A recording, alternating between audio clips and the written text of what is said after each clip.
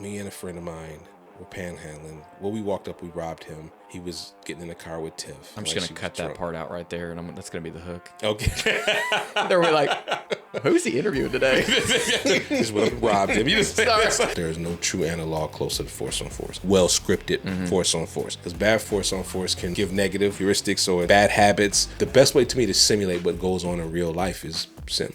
This thing where we draw, point the gun at a target, and just hose it. We got to do something other than that. We have a tendency to just shoot faster. There's information coming in, and you have to react to that. Which brought me to a quote, Lee Wings, when he was like, "You're shooting into the past." That's good. I like that a lot. And what might have been okay then might not be okay now. I have a lot of gun violence in my life. 4 years ago, my best friend was murdered while doing armed guard work. He's one of several. My brother was stabbed to death when I was on patrol. I went to the call, but I didn't blame knives. I knew that that was a human that did that to him. It's just putting the blame where it belongs sometimes can be a little difficult for some people. And so I believe that we have to take into consideration that framing. And I think it starts with how we talk to people, how we present ourselves in a way that they can relate to us. Hey, what's up, guys? Welcome back to the Defenders and Disciples podcast. Today, I'm joined by my good friend Aqil Qadir of Citizen Safety Academy and Range Masters. Aq's firearms instruction experience goes back to when he was 12 years old, teaching urban youth in his father's gun club. He has been a civilian trainer for over 30 years and a law enforcement trainer for over 25 years. Aq holds instructor certifications in NRA, USCCA, Range Masters, and many others. During our conversation, we discussed several topics, including the importance of gateway instruction and how to get more people interested in this community, the realities of violent encounters, the importance of force-on-force training, why mindset matters, and much more. And now I give you Aqil Qadir. Aq, how you doing, man? Good, man. How you doing? Great. Thanks for coming on the show. Happy to. I'm really excited about this episode. So, let's talk about how you got into teaching and instructing. How did Citizen Safety Academy start? And you just go through kind of your backstory and what motivated you to do that. Me, I'm one of the few people that I know that I've been doing this literally all my life. You know, we say that, and I'm one of those guys that not only was carrying guns or around guns, but my dad was an instructor.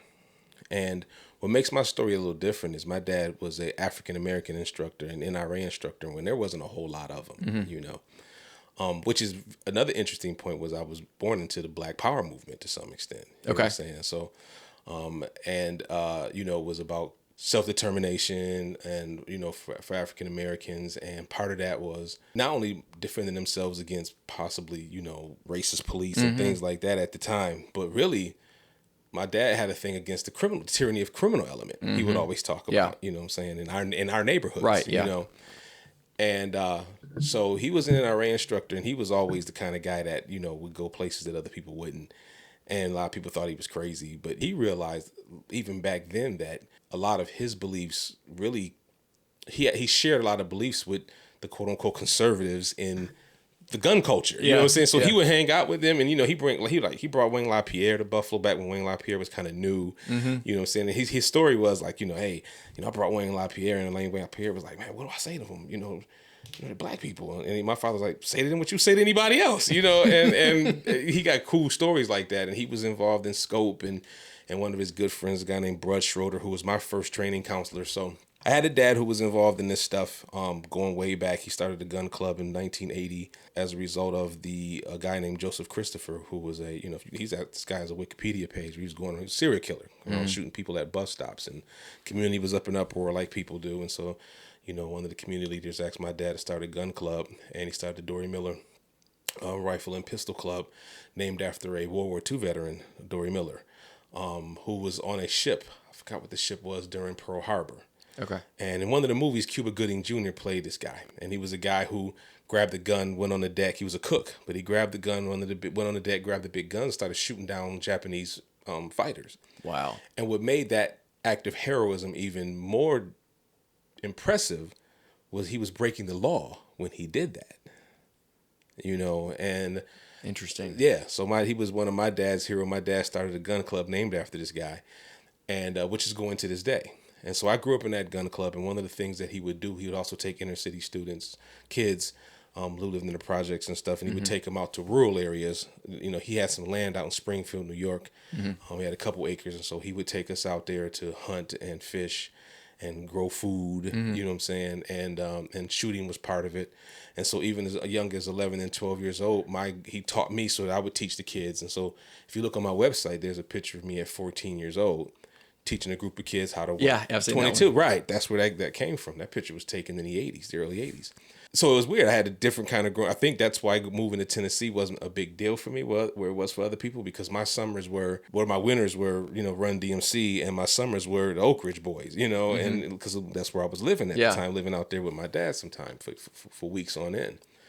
So I would help him with permit classes and stuff like that, and he was also a reserve cop for the Buffalo Police Department.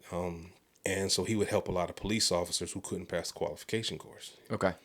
So when I got on the department, there were people who knew my dad, and they would say my name right. You know what I'm saying? They was like, "Hey, Aqil, tell your dad." I said, "Hey," and I'm like, these people, who know me, and these were people that my dad had helped stay on the force, keep their jobs, helping them with the firearms thing. So I wanted to do something similar. So I would help people, do the same. As soon as I got off probation, I went back and, started trying to apprentice as a law enforcement firearms instructor at the academy and things like that, and spend some time hanging around those places. And they didn't just you didn't just step up and say you were fine. You couldn't push the easy button. You couldn't take a test or a course, a 3-day course, and then say, "Hey, I'm a firearms instructor." No, you had to sweep brass, hang targets, get coffee, you know what I'm saying, and watch what went on for a long time. And so because of experience with him and experience there, I am a big believer in the apprenticeship approach to firearms instruction, because the stakes are too high, And so, helped with him, would do that, and did all that for a while,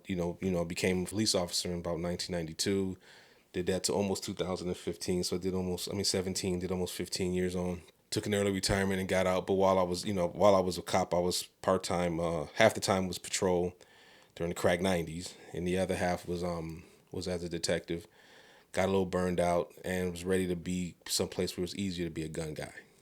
So I called myself moving down south. First I tried Virginia, but that was priced out. And then because I had moved my family down earlier before I even left. So then I got to Virginia, stayed there for about a year, and then we moved here. So when I got here, I picked up a job with a contractor who trains federal guards and law enforcement for Department of Homeland Security. So my law enforcement instructor credentials helped me get that job. Okay, so when I got on, though, I realized that I was a little rusty.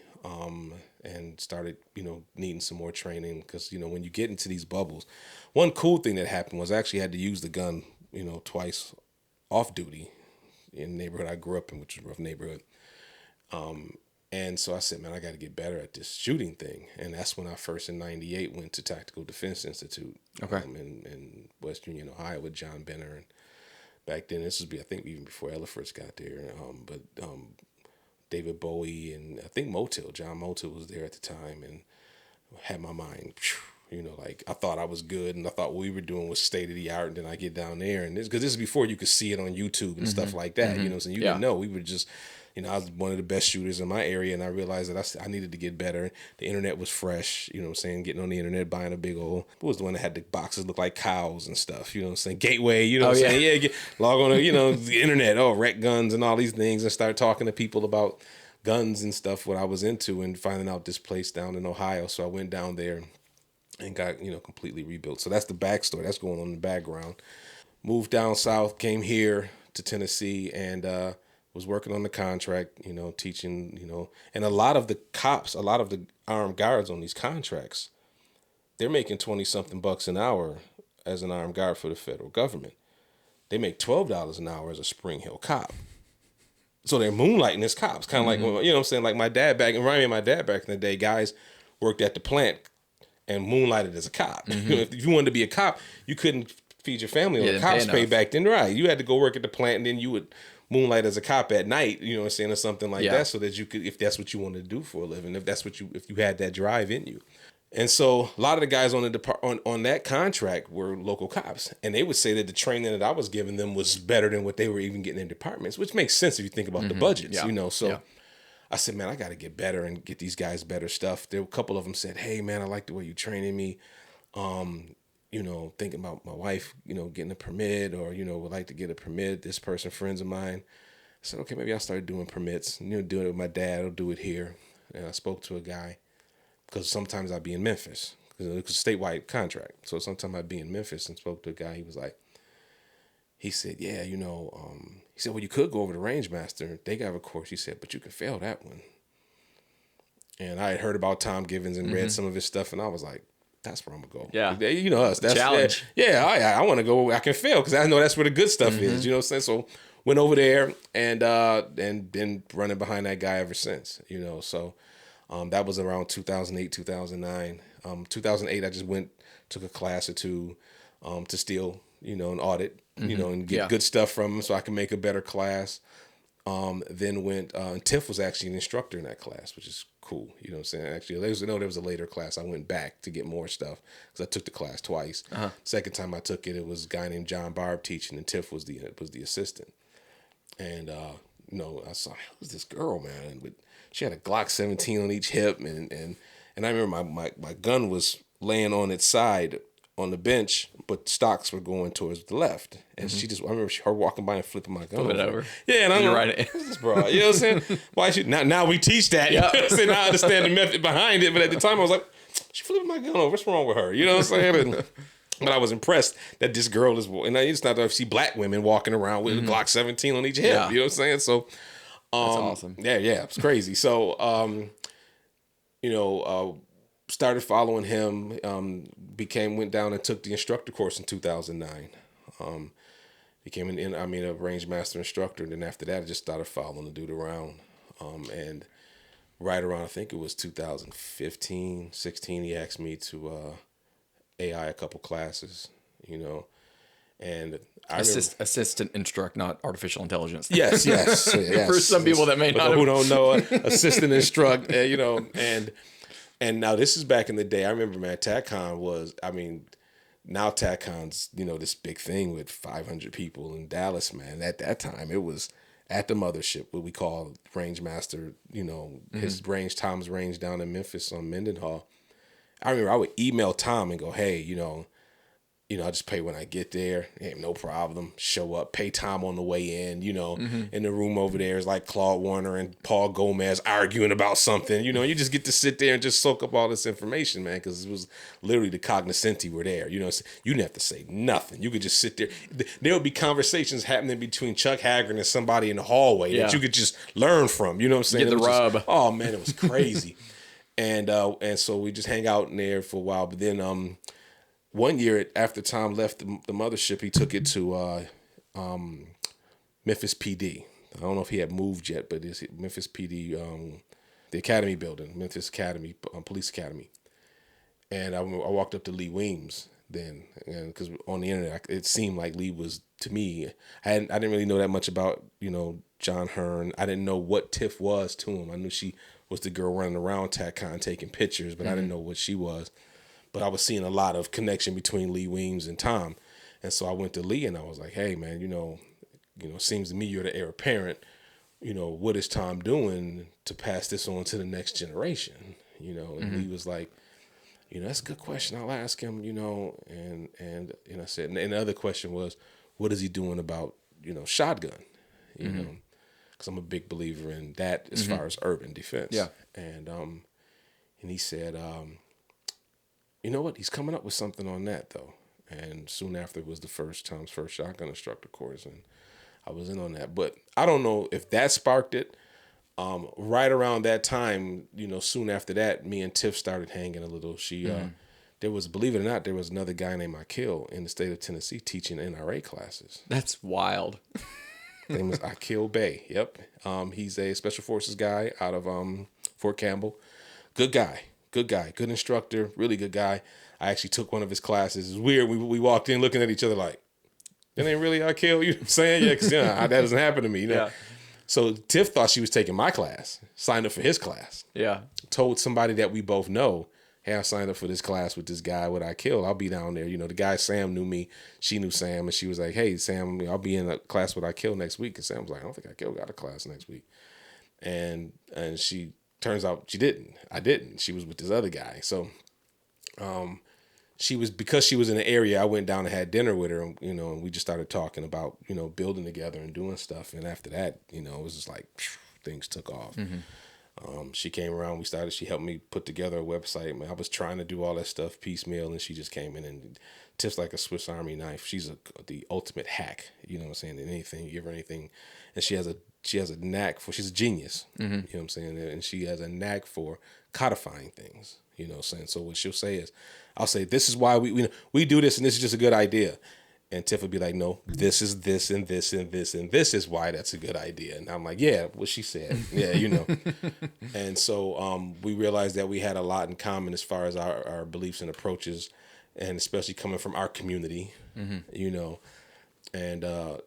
sometimes the dearth of good instruction in our community, especially with our people.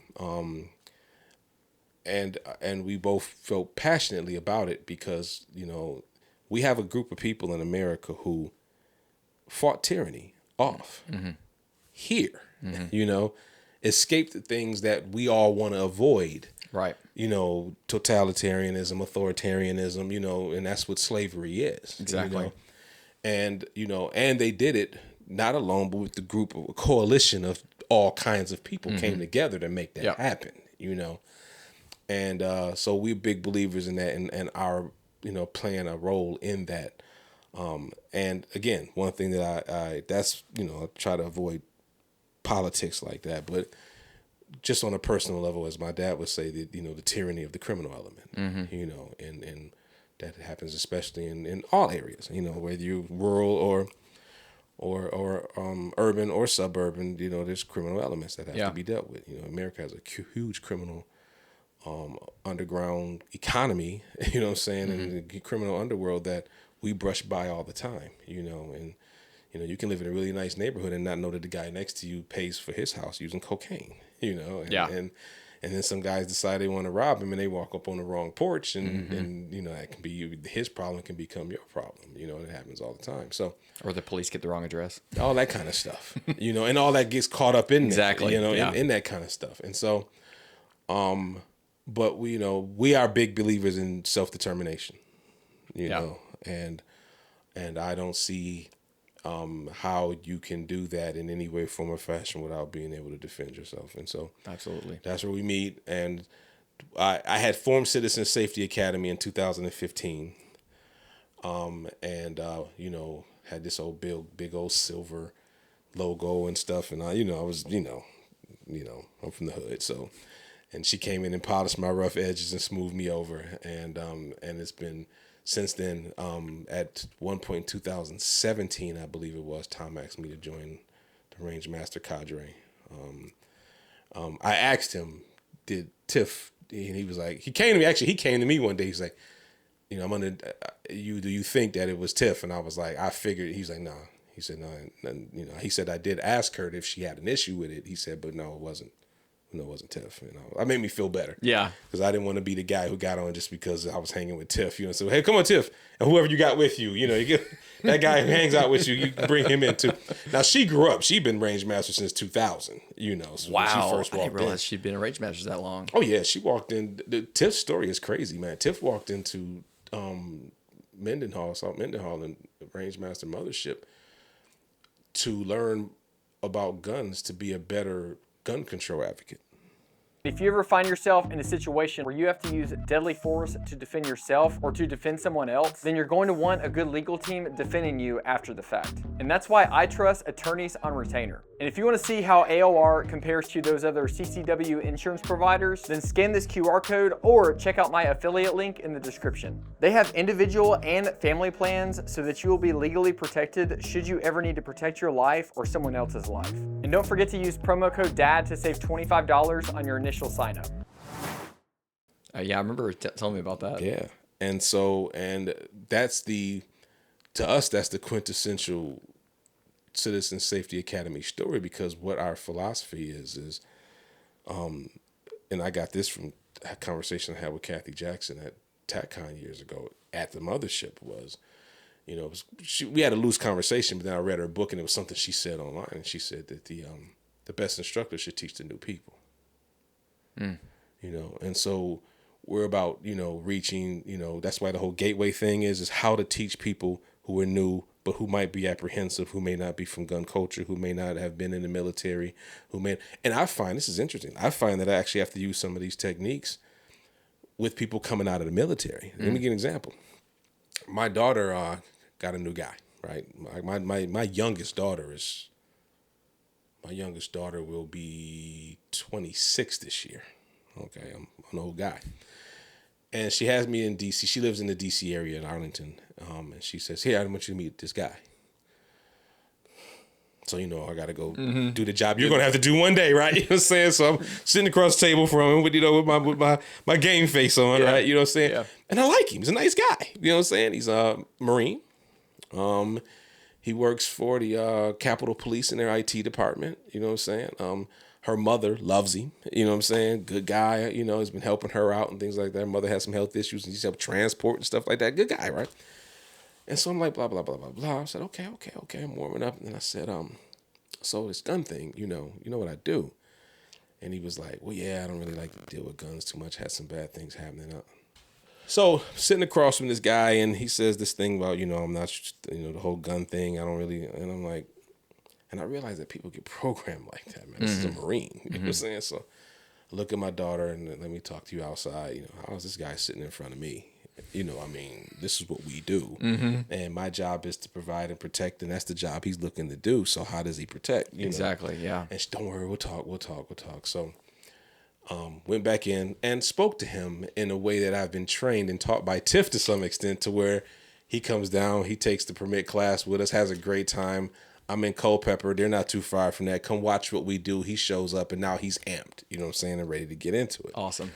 And so I said that story to say that even with people who may have had some limited experience, there's still that, I remember one time when that same daughter, when she was young, living with her mom, she came to visit us in Tennessee, and she's like, now this is a girl who was been shooting her whole life, to the point where I had a, Seafoam Green MMP that was hers, and she would shoot. And then one day she comes in and she goes, I'm scared of guns. And I go, I clear it, take her gun out, restore it, clear it out, put her little belt on, put her holster on, and she wears it all day long, right? And then after day one, she was like, okay, I'm better now. I never forget it. She said, I'm better now. So she gives it back to me. I said, let me take it back, show it, clear it, everything good, save, and we put it away, Yeah. And that gave me something, that programming, that where does that come from? Where all of a sudden this thing where you're afraid of this thing, because this inanimate object, that I understand, should be treated with a certain amount of respect and as a dangerous tool. But right next to it is a knife. Right. And so our thing is keeping that door being a gateway as opposed to a gatekeeper, keeping that way open so that people are invited to come into this thing that we do, Taylor, because if not, and this is why I like David Yamane's work on, and that statement is heavy, that guns are normal, because what the goal is to make it, there are people who want to make it for whatever reason they have. Let's just say they just don't like them.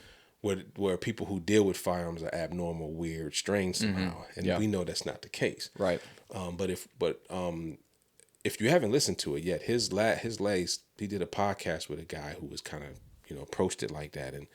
And David Yamane's arguments were so well articulated. I'll check that out. Oh, you got to. I mean, even if it's just to listen to how he puts it, man, because the one thing the guy made the point of, it looks like crime stats are going down. So why are people, why buy these guns? And David Yamane, addressed that first. And then he said, but I find an interesting thing. When the crime stats go up, nobody says go buy guns. Very well reasoned, calm, without a lot of emotion and everything. I was like, listen to it. So that to me is how we do this. And our approach is to, work hard, be nice to people, be inviting. One thing my dad used to say, and he's my first teacher, was the greatest compliment he would ever get from people after just being around them would be, I didn't know you carried a gun. Because that causes in their mind. Exactly. They have a picture of the gun owner, you know what I'm saying? And so when they run into somebody who they can relate to in every other way, that makes that a lot more palatable to them. Yep. And I believe that sometimes we do ourselves a disservice by not reaching across the aisle. And what Tiff would say sometime is, she gets this from what's Tony's last name? He does a great thing out in New Jersey. Second Amendment for everyone is his thing. 2A4E. Yeah, Second Amendment for everyone. His last name's gonna come to me. But reach 60%. We can't just go 50%. Especially us, because we're the people on the island. You know? Yeah. We need more converts. You know, we need more people to see it our way. You know, we need more people to understand why that what we do is out of love. You know, my dad used to say when people were ask him back in the day, you know, they would see him showing up in places that they weren't used to seeing him and things like that. And he said, you know, I'm not a person who gets upset when people ask me, you know, I don't usually see your type here. Why? You know, I love my children the way you love yours, you know. And most people understand and can relate to that, you know. And most of them will say, yeah, we all understand that. You know what I'm saying? It's fundamental. Yeah, all right, yeah. So a lot of times we find that we all want the same things, even sometimes the anti-gun people, some of them, or a lot of them, I'll say. We all want the same things. We just want to be safe. Want good schools for our kids. You know, we be talking on the way in. Want good schools for our kids. We want safe neighborhood to live in, you know what I'm saying? Be able to afford, you know, modest things in life. So sometimes our differences don't know how to get there, you know. And so what I'm saying is Second Amendment people, because part of our ministry is to, you know, the people who aren't, you know, in our group or who aren't a part of the gun owning American public. Some of our ministry is to them and some of our ministry is to us, because sometimes we hurt ourselves in the way we approach. And, you know, I think sometimes that if we were a little more soft-handed, you know, and understanding that sometimes, look at Tiff, you know what I'm saying? I mean, everything that she had heard in her life up to that point had convinced her that guns were the problem. Yeah. And it took a master instructor to say to her, in a way that she could understand and relate to, no, it's something else, you know? I have a lot of gun violence in my life. You know, 4 years ago, my best friend was murdered in Charlotte, North Carolina, while doing, you know, armed guard work at a casino. And he's one of several. My brother was stabbed to death, you know, with a knife. You know, when I was on patrol, I went to the call. You know what I'm saying? I saw his body. I didn't go out there, but I saw his body laying out there. I didn't go because I knew it was my brother laying out there, you know. But I didn't blame knives. You know what I'm saying? I knew that was a human that did that to him, you know. Yeah. And, you know, the question is why do we feel the need to do that type of stuff, which is something way beyond the scope of, you know, of what we're doing here. And I don't have answers for that. It's just putting the blame where it belongs sometimes can be a little difficult for some people, but sometimes the framing. And so I believe that we have to take into consideration that framing and use maybe a softer approach. And I think it starts with how we talk to people, how we present ourselves, you know, in a way that they can relate to us, being relatable. And so when we teaching new instructors, you know, notice how we'll come in with the Snoopy shirt. You know what I'm saying? You look like, you know, when I'm talking about, you know, if I'm introducing myself to a bunch of armed professionals, then I might wear my 5'11", you know, like 5'11" catalog just threw up on me, right? Yeah, you know, because I got to establish dominance over those guys. The moment you walk in, they're like, oh, what boots is he wearing? What pants is he wearing? Because I got to establish credibility with these guys. You know what I'm saying? And what I got to do, go out there, bing, okay, all right, now we'll listen to this guy. You know what I'm saying? All right. So, but when I'm doing with a bunch of newbies, you know, that just gives them a reason to not listen to me. I'm an alien. They've stereotyped. Right, and I'm not from a different planet. You know what I'm saying? And so now, but when I come in and say, you know, I'm a grandfather. You know, I've got 3 grandkids. You know, got 6 kids, 3 grandkids. My back hurts. You know what I'm saying? You know, I've got bills like everybody. Right. Then it's like, you know, and I'm sitting there with, you know, Speedy Gonzalez, you know what I'm saying, and a pair of jeans. Me, you, same. At least, and I tell guys, I said, even for those of us who may not, why should I have to do all that? I said, listen, man, you know, we're people of tactics. Adjust your tactics. You know, do what you have to do so that we can get an advantage here. You know, is this really the hill you want to die on? You know what I'm saying? Let's figure a way around this. One of the stories we tell in our Gateway class and other classes about this girl who came to When Rafiq got married, my son Rafiq, was going to get married, and his girlfriend or his fiance at the time, who not a gun person per se, was like, "Hey, Rafiq's dad teaches guns. Let's go do that. That's be crazy." A bunch of girls. He's part of the whole bachelorette thing. Let's go do something real crazy. Let's go take this gun class. So they all show up, and one girl is terrified. You can tell the only reason why she didn't pull out is because she didn't want to be the party pooper. You know what I'm saying? And she sits down. She comes to the class. She's practically shaking the whole time. There's a point where, to prime their hands for grabbing a gun later, I put blue guns in their hands. Plus, we also do that to see how they react. You know what I'm saying? That's an assessment. And is she shaking? You know what I'm saying? Literally shaking. I'm asking her the whole time. Anytime you don't want to have this thing in your hand, you can put it down, giving her agency. You know what I'm saying? So that she controls how deep she gets into this pool. She does, she holds it though, but she's shaking. We get out to the range. You sure? I'm quietly coming to her. It's okay. I'll cover for you. Whatever you need. You know what I'm saying? I'll take the blame. You'll be cool in front of your girls still. It's cool. She, no, I'll do it. And then I gave her what I call my gateway drug, which is at that time. Now I use Glock 44s. At that time, it was a Smith & Wesson full size MP 22. And after the first shot, you could see the smile on her face because she thought her whole arm was gonna catch a flame, right? She shoots that thing, has a great time, takes pictures with us, smiling. In fact, that's one of the pictures on Google. That group of girls. And so she sends her on, no problem. So we go to the wedding, and this young girl, jumps into my arms. I'm standing there with the wife. Wife's looking at me. I'm looking at the girl. I'm looking at her. Well, hold on, let me find out what's going on here, and I'll report back to you. You know what I'm saying? And it was her, and I forgot about her. And why would she do that? The only thing I could think of is a huge burden was taken off of her. Maybe something that she had been terrified of, she was no longer terrified of. And so one of the things I have to remind gun people is that, and this is me and Tiff do, is that guns are scary. They're normal. Guns are scary, and gun people can be scary too. Which is why you notice in our marketing, we try not to do the whole, nothing wrong with bearded, tatted, operator shit. But not for the newbies. Because I want to be, again, relatable. Yeah. So I thought that was so. That's the long, man. You got the long, but that's what we've been doing since 2015. We've been Citizen Safety Academy. The last couple years. If you're interested in new innovative training tools, then you have to check out Ace VR. And make sure to use promo code DEFENDERS to get 1 month free. I'll admit that when I first heard about this device, I thought it was probably a gimmick and there was no way it would feel realistic. But the moment I put on the headset and held the controller, it was obvious to me that we had stepped into a new era of firearms training.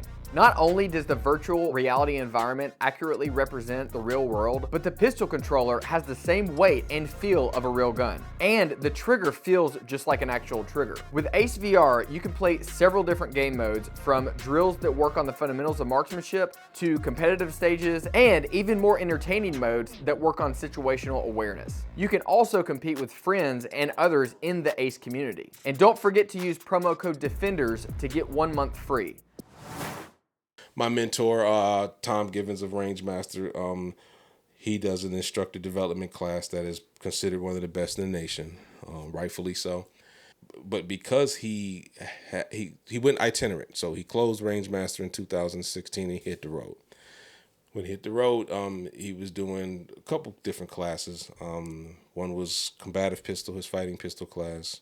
There was a second level that called intensive pistol, which he doesn't do anymore. That one went away with the COVID, and well, actually not even the COVID, but the price increases. Back that was a class you can do back when 1,000 rounds of 9mm was $180 shipped to your door. You remember those days? Yeah, that's all gone. So, that class went away, but his instructor development class kind of blew up a little bit. So he makes more money doing that one, and that helps spread his gospel. So he's out doing that one. He has about a 15 to 20% failure rate, which is solid in his classes, because there are high standards. And so sometimes people would come to me because I AI for him, assist and instruct so much that people would come to me and go, "Hey, how do I do well in this class?" And my my answer off the top of the head is always, the first answer is take combative pistol, so that you can be exposed to his TTPs, his tactics, techniques, and procedures, and Tom's pace. You know, I don't know if you've ever taken the time giving his class, but there's no downtime. You know, Tom values time like no man that I know, and he believes I don't have enough time with you, so I've got to give you a lot. And I think it's great because it's the best value in that you'll get almost twice as much you get in other classes. You know, I mean, if you're not studying, if you're not shooting, you're loading mags. You know what I'm saying, and taking notes, and so he keeps it busy. He's an Iron Man. I mean, the guy does this all the time at 70 years old. You know, Wow. and you don't see him eat, and you don't see him sit down. You know, so I would tell people take combative pistol, and but the problem was he stopped doing them as much. It got to the point the last 2 years, in 2023 and 2022, there was only one class in Tampa near where he lived. So I flew down and audited the class so I could start doing my own version of it, because people were still coming to me going, hey, how do I get ready for this class? I put together a class I call Pro Social Pistol from John Hearn's, you know, the pro-social use of statutory violence. You know what I'm saying? You know, there's a good use of violence, you know, there's good use of pistol, like we expect with police officers. You want your police officers to show up with guns. Yeah. This is America, you know. So so I was doing that class. I actually booked one or two of them and was doing one in Alabama. And Tom called, and you know, it was Saturday during lunch, which was cool. Timing's perfect, you know, heavens work with you sometimes. So go outside, hey sir, what's going on? He goes, what you doing? I said, I'm teaching my version of your class, combative pistol class. He said, I don't do that, teach mine. And I was like, roger that, you know. So that was late 2022, and immediately within a month we had like 10, 11 dates booked. Yeah. Wow. So at this point I've done maybe 23 of them. Oh my gosh. And I've got 2023. I was 23. No, that's wrong. I've done about 15, 16 of them. We've booked about 23 of them if they all take. We only had one that didn't take in Idaho last year, but I think it's going to take. The guy, Terry McLaughlin, really good guy. He said, we're going to schedule it again. We're going to get it full. And this year it looked like it's going to take. So I got to go to Idaho in September. And I'm looking forward to it. So great class, though. And, you know, getting out on the road, doing that, doing our gateway stuff. We still do NRA stuff because there's a lot of instructors coming through the NRA. And that's where we met you. Yeah, and then me and Tiff decided, as opposed to just complaining about the NRA and what they do, you know, let's do something about it. You know, there are guys, you know, thousands of guys coming through that gateway. How do we get them on the road right? You know, and so that's why, you know, the biggest thing for us is get you going. If we do it right, just like with our instructor, I mean, even with our pistol classes, the way I'm sure we teach is, we don't want our students thinking at the end of that class that that's it. Right. You know, so you need more, and you know, you need to do this, you need to, and so that whole whiteboard thing we do with putting names up there is just so guys can see the bigger industry and people they may not have heard of. Go Google these guys, go look these guys up, go follow these guys, go train and study with these guys so you can make yourself a well-rounded instructor. Yeah. Because your students deserve that from you because of the nature of what we're teaching. We're not teaching people how to golf. Right. You know, so we still do those NRA classes. Like I said, we create our own gateway with Gateway Instructors Course, which is us. Because with the NRA and the USCCA, which we were doing for a while, you know, we would still have to do their classes. We could tweak a little, but, you know, for integrity reasons, we don't want to get too far from what they're doing, you know, in their classes. So we had to come up with our own. At first, it was a Gateway Instructor Development course. And then people would call and go, hey, will I get a certificate or some type of certification? And we like, who are we to certify anybody? You know, but people seem to want it, so we made it a certification course. But the first one we ever did was a development course. And there were people who didn't take it because it wasn't a certification course, you know. So we were like, okay, well, let's call it a certification course. And now we do a Gateway and certification course. We've also, God bless Tiff, she's codified what it takes to be an assistant instructor. As opposed to your good shooting friends hanging around and giving advice on the line and stuff like that. Tips actually codified what it takes to what we think based on the program that was running the mothership with Tom. What such an instructor is, and so we've got that, and we've got instructor development type stuff. Like we've got a class on how to create your own course. Because we still don't have a class. I think ours is the only one that teaches you how to write a lesson plan. I think Mike Seeklander's might. I think so, yeah. Yeah, Mike Seeklander's might. But he doesn't do one that often. I've been trying to catch his. Yeah. I was talking to Karen Whitlock this past week, and she was AIing for me, and she said she took it. And I was like, man, I'm jealous of you. I'm trying to catch that class for years. So, but I had Mike on last Monday. Oh, really? Yeah. Good guy, man. Yeah. Yeah. I've been meaning to meet him. I say that just based on what I watch on the internet, because we're not friends or anything, but I would love to meet him because I'm a big fan of his work. His book is phenomenal, and anybody who asks me, what book as an instructor they should get, the first one I mentioned is The Art of Instruction. I think it's The Art of Instruction, right? Yeah, The I think so. Instruction I said you got to get that book. I emailed his company a while ago about some lesson plan thing they had. Hey, get your email together. Email me back, man. It was like 2-3 years ago. I'll talk to Rich. Yeah, I talked to Rich. I got to talk to Rich myself. Maybe I ask Rich. 'Cause I hear Rich does the classroom stuff on that stuff anyway, is what I've heard. That's what Karen told me. She said Rich does the classroom and Mike runs the range. I think, yeah, maybe. Okay, so it was like in their book it said if you emailed them they could get you like the format for their lesson plan. It was brilliant when I looked at it, and I shot an email off and never heard back from them guys. So I'm gonna hit Rich up. Rich asked me to be on his program again in another couple months. Oh, cool. Say, Rich, man, first send me that damn lesson plan thing so I can use it. But I think that they're phenomenal, and I think Mike's revolutionized the way I look at a few things. He really has. So that's what we do. That's here. We're still here in sunny climes of Middle Tennessee. I'm trying to find a place for us to be able to put some dirt berms up, and I was in the process of doing that when the COVID hit and the prices went up, and corporate America bought up all the houses in Middle Tennessee. Or the Chinese. Or the Chinese, and all the Californians started showing up, you know what I'm saying? So I was trying to get, I was talking to my realtor the other day, this nice lady who helps me out, and I was trying to, I said I was trying to be within an hour of the airport, you know what I'm saying? And she said, I don't know, maybe 90 minutes. So so we're still going to see what we can do. If we can scratch someplace else someplace for my tribe to call home, you know what I'm saying? So, but we still have the small classroom, and lately we've been doing on target shooting sports closed, which wasn't cool locally, but some of the guys went over to the firearms pharmacy in Lebanon, so they hit me up. So we're gonna be doing some classes out of there. We believe in crawl, walk, run, getting people up to where they can take a fighting pistol class from Mike Seeklander or Tom Givens or or whoever, or our thing is strictly focusing on the basics, because what I found, a lot of guys, what a lot of instructors think is basic training, is intro training, isn't. Right. If you got an intro to AR class that does not sit people down and zero the optic, it's not.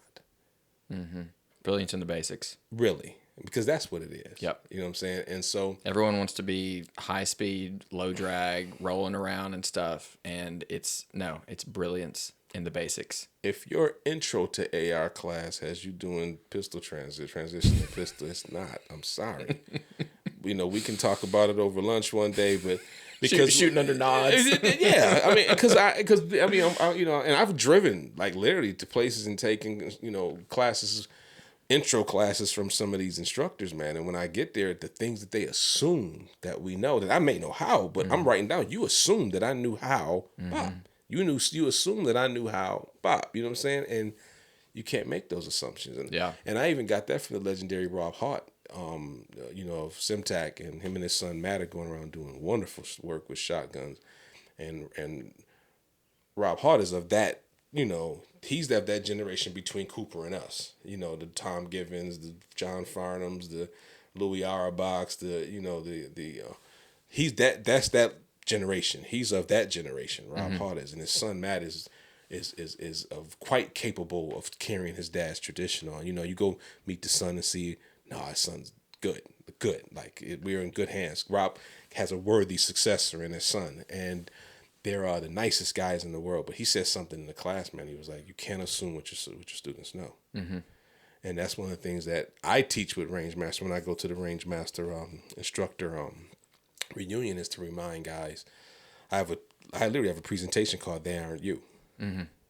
You know, where I remind guys, if you haven't taught it or you haven't assessed for it, then you assume they don't have it. Yeah. Because otherwise, where they get it from? Mm-hmm. So if you're not teaching it and you haven't assessed for it, in somewhere in your class assessed for it, then we're right. You know, and I don't think that guys are being mean in that. I just think that we sometimes forget that road we took to get where we are as far as skill levels, and we forget all of the things you're doing subconsciously. Mm-hmm. You know, even the vernacular. Yeah. You know, when you say rack the slide, you know, me and you assume that anybody we're running around knows what that means. Yep. You know, well, in a newbie class, I'm saying, you know, grab the back of the slide, you know, between your palm and your tips of your fingers. You got to pull it back, open your hand, and let it go. To the point where I'm speaking to Will Dugan, who is another range master, baby, one of those guys. John Hearn, Tiff, and Will Dugan were literally raised in range master.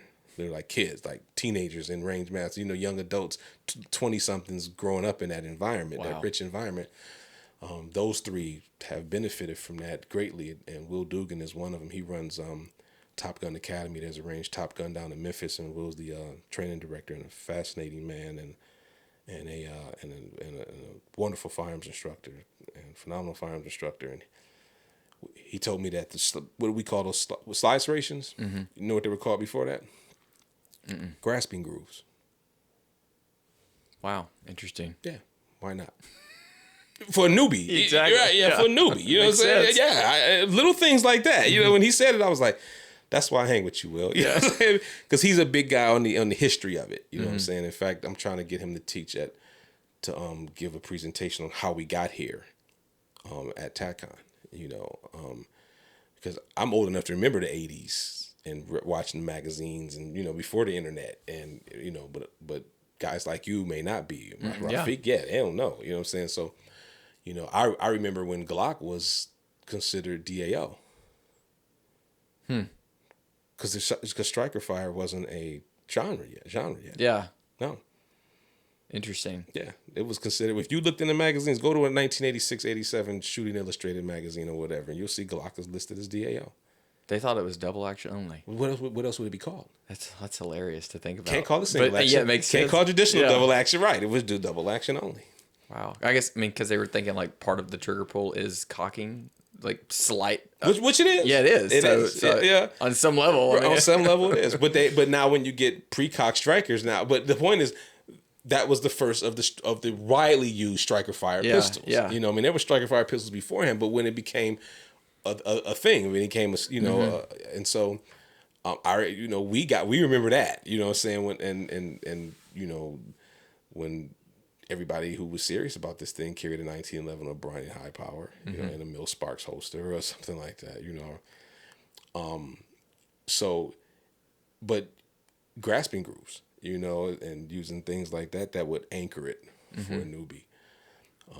So that's what we occupy. We try to occupy that space and reminding guys, we all want to teach. I remember me and you having a conversation, and you were like, "Hey, man, you know what's going on, man? You know, us, what's conservative, 30,000 the whole country." You know what I'm saying? I mean, so what do you do when you get out? Like, I'm gonna hang out a shingle. You know how many guys like us are hanging out shingles, you know, to teach these things. You know, so yeah, I mean, you get into a glut market, man. And so, and one thing that was what, you know, that conversation, the actual conversation I had with Kathy Jackson made me think, man, you know what? I need to start looking at the wider American public. There's, you know, 350, 400 million Americans out there. Some of them don't have felonies. You know what I'm saying? And, you know, why aren't we talking to those people? Why aren't we being more inviting and getting them? And I'll tell you, for the longest time, I thought maybe I was, you know, out there. You know, no, let me say that again. Let me restate that. I knew I was good, but after a while, you start wondering, okay, maybe I'm, maybe I take this stuff too serious. Maybe I'm tripping. Then that whole thing with the civil unrest and COVID and all that hit, and the phone blew up, and people who I hadn't talked to in years, even from Buffalo, calling me going, "Hey man, you still doing that gun thing? I got questions." And I was like, "Okay, there's a need for this stuff." And at the gateway level, there's a need for it. Gateway instruction is the largest part of the industry. It's also the least regulated to some extent. It's also the most neglected. Yeah. Yes, you have to set some things up to be able to capture them, to get people in, and permitless carry, which I support. Less restriction. I mean, less government hoops to jump through, Right. which we support. But it lets people feel like the urge to go down that hall. Or to go, to us for instruction, because I believe, TV, movies, and video games make shooting look very easy. Yeah. Yeah. And so I don't think most people think that they need it. Absolutely. It's just the gun. But you pick it out, pull a trigger, and the problem goes away. Well, it's like you guys say in your classes, and I think you were the first one I heard say this, where people they've had thousands of hours of training, but it's through Hollywood, and they have this misconception about what is going to actually happen and what a gun is going to do or not going to do, or what the bad guy's going to do or not going to do. And it's very simplistic as well. They don't talk about, you got left of bang, bang, and then right of bang. They don't talk about right of bang and the legal aspect. The thing that got me from my incidents was I didn't see blood packs explode. Now, if you watch movies, TV, video games, you see the impacts. You know that person got hit here. What do you do when you're pressing the trigger and Right. people are doing what they were doing, and you don't know if you're hitting? Because the behavior isn't changing, or the behavior, they're continuing to do what they were doing, or they're doing it with even more vigor, or Right. And me and Brian have a class called Parking Lot Pistol now, and we did our first version of it, first 2-day version in Culpeper last weekend. And there's an exercise that we do, and the coolest thing about the exercise is people don't know when it's over. See, if I give you a closed loop program, I get this from John Hearn. Draw and shoot 5 shots. You know when that ends. Yeah. Walmart parking lot, you're not sure when that's over. You know what I'm saying? It's not a definitive, it's not a closed loop. Yeah. And so you can see people going, is it over? And I'm like, perfect. You know what I'm saying? Because that ambiguity is what really goes on out in the real world, What you mentioned as far as me saying that, you've got thousands of hours of training. That was another thing I stole from the brilliant John Hearn, who he said, he would ask in his classes, who's been shot? And people go, who shot somebody? And people go, yes, you have. Have you watched TV? Have you played a video game? Have you played any first-person video game where you shot somebody? That's training. That is forming I have never seen the Eiffel Tower. I have an idea what it looks like, though. And where does that come from? From media. Yeah. And if you don't know better, you will form your reality around that media. And as long as it fits reality, you might actually be okay. The problem comes when it doesn't, and that Dunning-Kruger curve, and you're high on what we affectionately call Mount Stupid. The goal is to come off of there before you're slammed off of there, by a violent criminal actor or somebody like that. Unfortunately, some people found out that they were wrong, and that was the last thing they contemplated before they went to eternal sleep. Yeah. So, but yeah, there's a lot of that it seems, so easy, and then unfortunately, you get a lot of motivated students. Tom called them motivated students one day. It took me just about a year ago when I realized that's what I am. What got me off my butt in Buffalo was something bad happened, and it didn't happen the way that. Now, if I have an expectation that it's supposed to happen one way, where'd that come from? Yeah. Unless I live that life, right? Unless I'm yeah. out there in the street shooting people, And so what happens is you end up running into people who have been shot and they know what you don't know, which is I can survive this And keep fighting. and keep fighting. That's that edge, like I tell my fighting pistol students, in either pro social combative pistol, you got a problem. Good people. Which is not a problem until you run into people who, because of their lifestyle choices and where they've been, they may have an edge on you in that. You have to do something. You have to dress rehearse what they live. Yeah. You know what I'm saying? So They've lived in the animal kingdom a little bit longer. They know the rules of the jungle. And here you are walking out naked. Like, hold on, I shot you. You're supposed to You're stop. supposed to stop and lay down. The rules. Tag. Exactly. And when they don't play by the rules, people feel like it's unfair. You know what I'm saying? Like, it's not fair. You're supposed to lay down. You know what I'm saying? And while you're dithering in that, what John Furman would call dithering, what Tom would call fiddle effing, you know what I'm saying? While you're experiencing that reset in your OODA loop, they're moving, they're acting, they're doing something, they're taking advantage of that, And so the thing is, you have to start thinking about these things. You have to inoculate yourself against violence, in a way that doesn't mean you go out to bars at night and pick fights, but you have to look and see. And if you have a hard time looking at that, that's what they count on. If you don't have Dr. William Maple, the late great Dr. William Maple would say, if you have a parking space in your head for what people can do, the time it takes you to react to that can cost you your life. Yeah. And to the point where even in, as the thing that I've re-studied, and I'll encourage you to go restudy Colonel Cooper, the modern technique.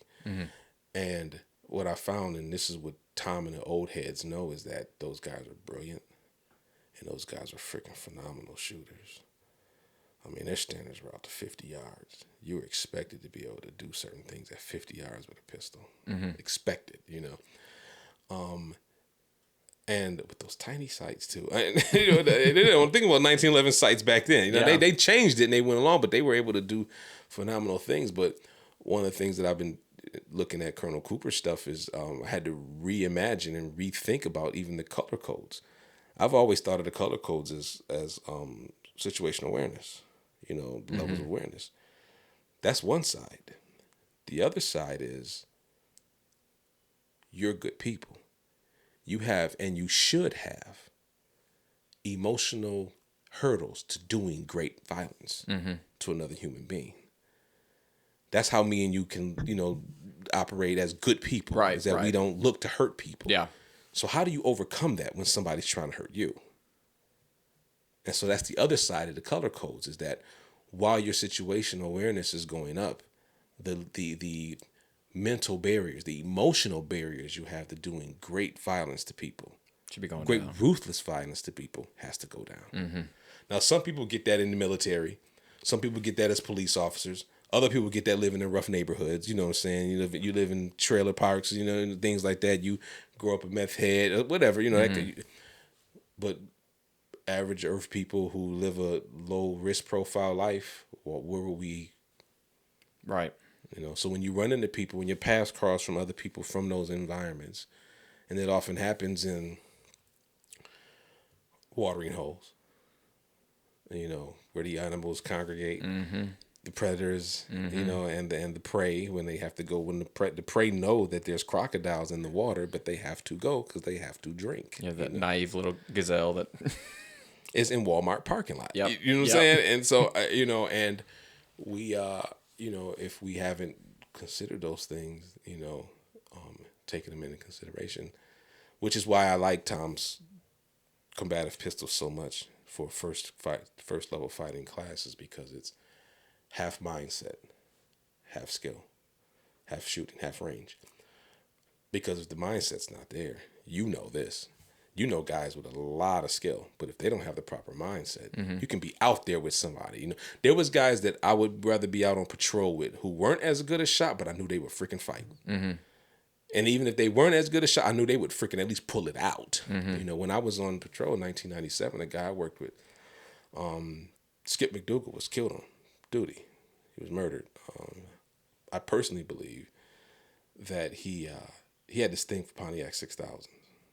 And then there was a chop shop nearby he had a thing for screwing around with this chop shop that was mixing the VINs on Pontiac 6000s to the point where he was a smart guy and he would study, that VIN doesn't go with this body type, like this fender here, you know what I'm saying? And they were, doing this with stolen cars. Mm-hmm. And I believe they hired a guy named Jonathan Parker to murder him. And so, and that's what he did. Wow. Went to a fake call and Jonathan Parker shot him, killed him. We rolled to a car because where we worked was pretty hot at the time. And when the other cops got there to the scene, they couldn't find Skip's partner, Mike Martinez. They eventually found him under the patrol car. He never cleared leather. I'm saying leather at that time. Yeah. We had leather holsters. Right. Yeah. He never drew his gun. Yeah. This back in the day, we had a Leslie holster maker, which was fabulous work. Old world Italian craftsmanship. He happened to be in Buffalo, so we were fortunate enough that we all, as our duty rigs were Leslie holsters. So Leslie, and simple thumb brake though, and he never even drew his gun. And that was my first lesson in real, that mindset. If the mindset's not there, then the tools don't matter. Yeah. Tools don't matter. So, what is your experience in fostering that mindset? The best ways to? Look at it. We have something that I didn't have back then. You have surveillance video from everywhere. Badge cams. You can... I use the term in my classes, violence inoculation. When I say inoculation being you take a weakened version of something you have to deal with, you inject it into you, and your body develops antibodies and methods to fight it, methods to deal with it. Mm-hmm. Violence inoculation, take a weakened version. You weren't there when that guy robbed that guy and shot him and killed him, but you saw it through the surveillance video. And an important part not to get left out of that is you figure out how to win. You war game it at that point, and you learn from the mistakes. Mm-hmm. And I think that is the best way, too, to honor the fallen. The reason for watching the Kyle Dinkeller video, you've seen it, right? Mm-hmm. It's to learn. I think that there's no better way to honor Kyle Dinkeller than for other law enforcement officers and regular people to not, lose their lives the way he did. Yeah. I'm hoping that we meet him again, that we can say, thousands of people, weren't murdered because of your sacrifice. Mm-hmm. So I think that a violence inoculation is a way to do it. But it's important that and that's why I kind of support John Correa's Asp channel. I think John Correa is good on that. Those are good. Yeah. It's because he tells you how to win. Mm-hmm. You know what I'm saying? Whether you agree with his tactics, techniques, and procedures, I believe that John Correa is smart enough, well-trained enough, and knows stuff enough that there's more than one right way to do this, and it'll work. In terms of breaking down videos like that, he's doing more than anyone I know of. Oh, by far. Yeah. By far. To the point where every time I get a moment, sit with him. After the Girl in the Gun conference a couple of weeks ago, I was able to pick his brain, and he was always generous man. He's a very generous man, and always happy to help and share his idea. One day I messaged him. I was like, what's the longest civilian gunfight you've seen? And he said he saw one 12 seconds long. Wow. That frames it right there. He said occasionally they'll go to 7, 8. He said 90-something% of them 1 to 5 seconds. People need to know that. And now we need to work that 1 to 5 seconds is not that fast to you. Now it's, how to slow that down to do what you got to do. Another aspect in getting into the mindset thing we like to teach is accept the fact that you might be hurt. Mm-hmm. I'm going to tell you what the criminals know. You'll survive. The area of the human body that needs to be impacted is the mediastinal. If you can move your mediastinal, just like we aim for the mediastinal because we want, to stop him as soon as we can. If you can move yours, there's a good chance you'll survive.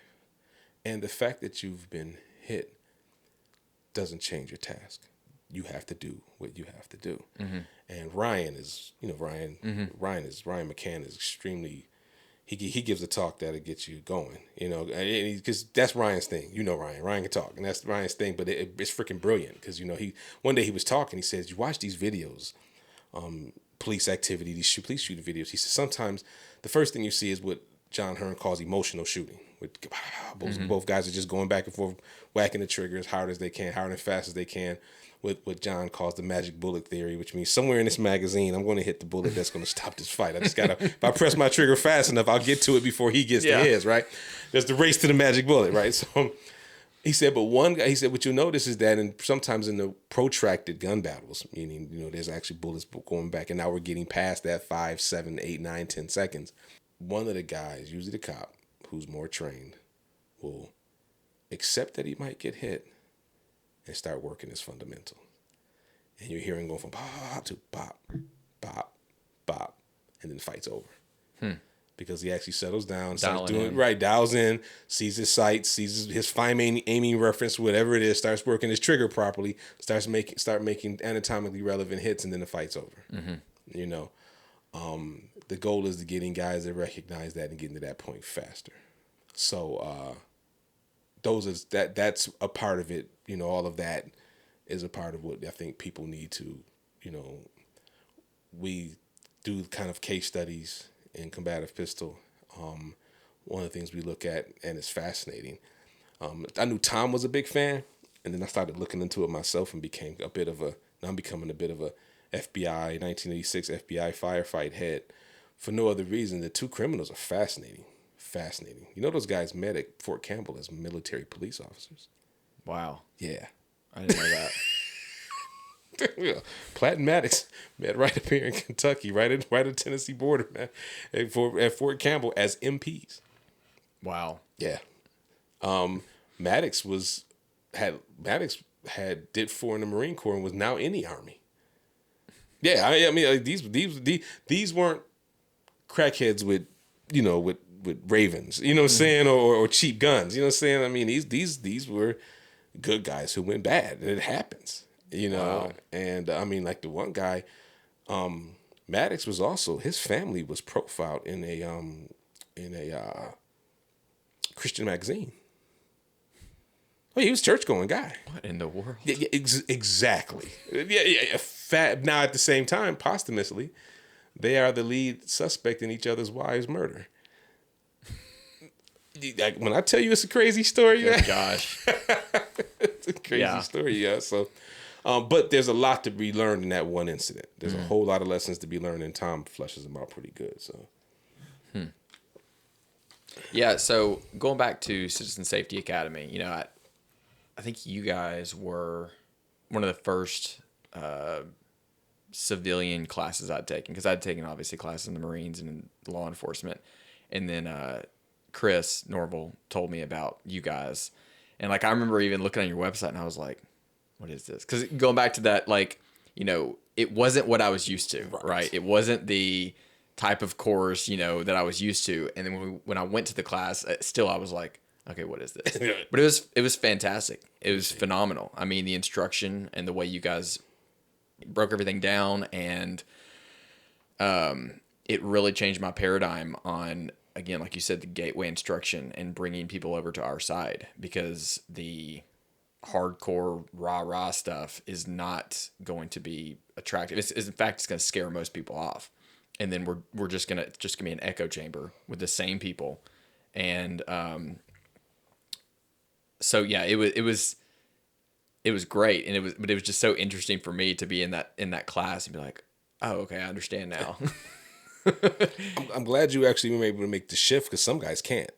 Like, there's guys who, I tell them, like me and Tiff, one time we taught a class in Memphis, and afterward we get reviews. We always ask for reviews, and we read them even if they hurt our feelings. And one guy was basically like, well, if I got to do all that kind of feely touchy stuff, man, then I don't think I want to be an instructor. And at first we were hurting, and we were both like, wait a minute, that's a good thing. You know what I mean? At this level, that doesn't mean that there's no place for you in it. It's just at the gateway, at the door. No, we don't want the mean people at the door. No, and I'm joking, calling them mean, but we don't want the people who don't want to, who don't feel like they can do those kind of things at the door. once you get to you're a Marine, and so your instructors are talking to conscripts, you know what I'm saying? And when you're a cop, you're talking to rookies. They can't get up and walk out, you know what I'm saying? We have to deal in an environment where people can literally get up and walk out and say, this is crazy. I never want to see you again. You hurt my feelings, which is funny because, it's, for years doing the gateway thing, I'm, like, okay, this is all about the fields. But it's funny when I do government ranges, you know what I have to do? All right, everybody, take a deep breath. You've been there. Job is on the line. Yep. Promotions. And even more importantly, I'm going to be embarrassed in front of all these guys if I suck here today. And especially American men, we will die before we will lose face. Saying, we can't do it, And so I have to tell those guys, take a deep breath, relax, man. It's 90% of shooting, Doc Phil Fogel just gave me this one a couple of weeks ago. 90% of shooting is mental, and the other 10% is in your head. You know what I'm saying? And get guys relaxed. These devices reset your trigger after each shot so that you can dry fire just like you live fire in semi-auto. Plus, the Blackbeard fires a laser out of the bore so that you can track your shots and work on height over bore offset for close engagements. And the Blackbeard X uses an accelerometer to track and analyze the motion of your gun on their Mantis X app.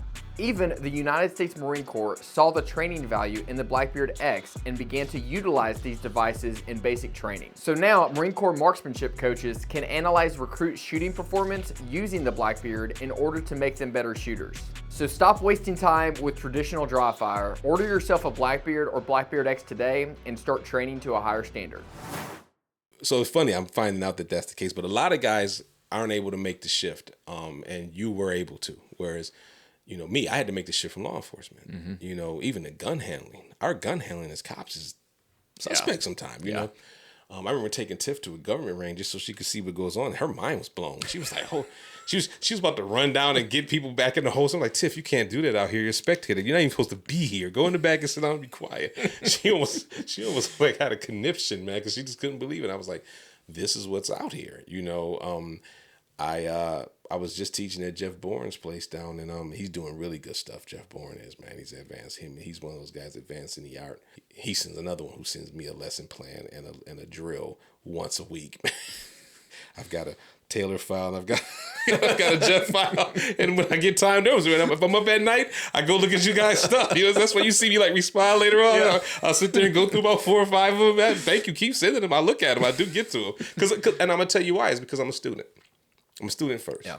I'm a lead instructor at Citizen Safety Academy, but I'm a senior student, and I'm a student of what we do, this thing that we're into, and you guys are 2 brilliant guys doing good stuff, opening. So you guys are both looking at that whole I thing about the same time. You know what I'm saying? In different ways though, and so, I'm not that guy who thinks if I have a talent, it's seeing smart people and getting good stuff from them. You know what I'm saying? That's what I consider my talent. Yeah, that's my talent. Recognizing genius, you know what I'm saying? And then getting good stuff from them. And Tiffany. Seriously, and being around smart people and letting them say smart things around me and then going, and then going talking to people who don't know. You know what that egghead over there said? Blah, blah, blah, blah. And they love me. Because I got it from a real smart person. You know what I'm saying?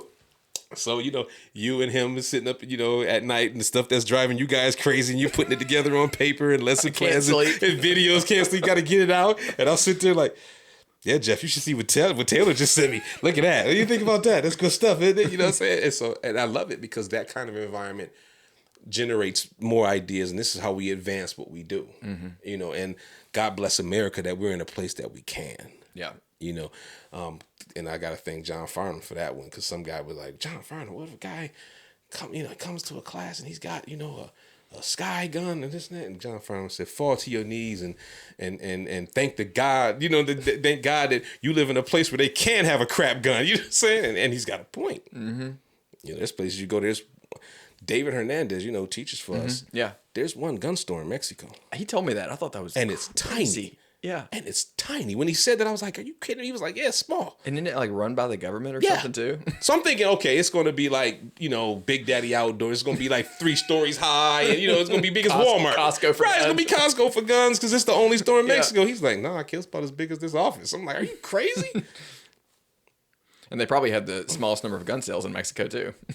But everybody's got guns, which is a lesson in this stuff. So Well, I'm saying the store has the smallest number compared to all the other people. I agree. Anyway, you go to the guy standing on the corner over there got a bigger array. Probably pulls out I got better selection than they got. What do you need? I got it right here for you. So, but a lot of guys coming out of the mill, and Tom talks about this sometimes, coming out of the mill in law enforcement aren't able to make the transition to teaching civilians as well. And after those guys don't have value, they just, we like to be the kind of guys, let me get people ready for you, because my mentor is not a gateway instructor.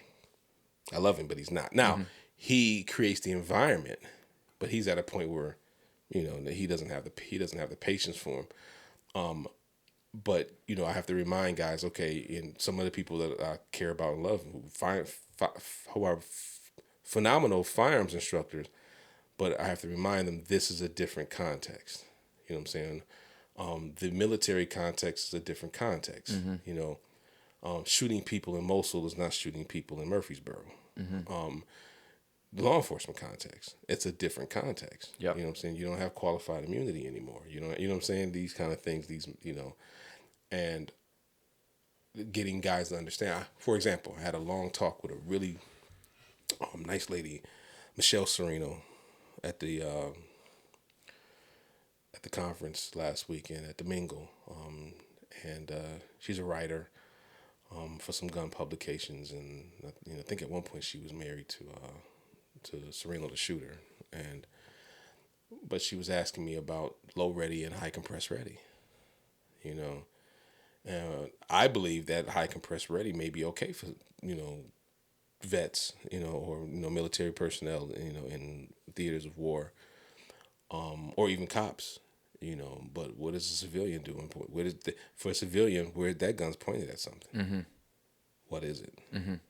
The gun is always pointed at something. You need to know what that is. And with a maximum ordinance of a mile, and you're at high compress ready in Walmart parking lot, what is that gun pointed at? While you just had to use it and you're nervous as hell and your fingers resting on the trigger. You cook off a round. You would like it to go into the asphalt. And she got it, and but you could see her processing it, because why do I say that? Is because I'm sure a lot of the guys that she's trained with, when you're done shooting, you do what? You bring the gun back to a high compress ready. Like I said, which is fine in some places. Well, you also were one of the first instructors that was teaching drawing to the low ready. Yeah. And I think that's so important, because most people only build reps drawing to out on target. They don't build reps drawing to, well, I don't need it yet, but I might need it in a second. And so I thought that was, for me, it was revolutionary for you to be talking about that, and because I'd never seen it before. And coming from only seeing drawing to drawing to on target, kind of looks funny. It's like, that's weird, but then you're like, oh well, it makes sense. And in almost every law enforcement context, that's how you should draw as well. Unless you are literally going to put rounds on the target, which is almost never. Right. And we do this thing in parking lot pistol. We have an exercise where we, even drawing to target, slacking out the trigger. We always get several people in every class who go click. That's dry. But because their heuristics are a thing, and they're so used to coming out and click, that being able to draw, take the slack out, be prepared, or touch the trigger and be prepared to fire, but a lot of people don't have that technique down. So drawing to a low ready, and I'm gonna tell you what hit me. Okay, I'm like you, raised the cop, taught a cop the whole thing, right? Cop early, like you, get out of military, law enforcement. I came out of high school almost, play a little college football, got a girl pregnant, mom said you got a good job, go become a cop. So I was at TACCON at the mothership, and Craig Douglas was doing evolutions upstairs. And there was ambiguity going on, and I watched Chuck Haggard do it.